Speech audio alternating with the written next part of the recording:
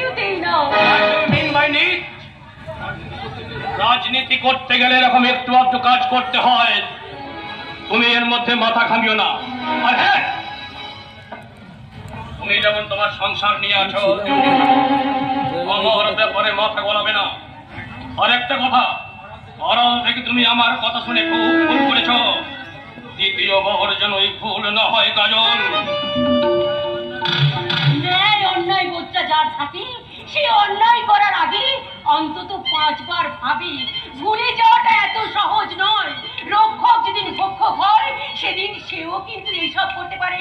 তাই তাই তোমার এইসব দেখার পর তোমাকে দেখে আমার ভয় হচ্ছে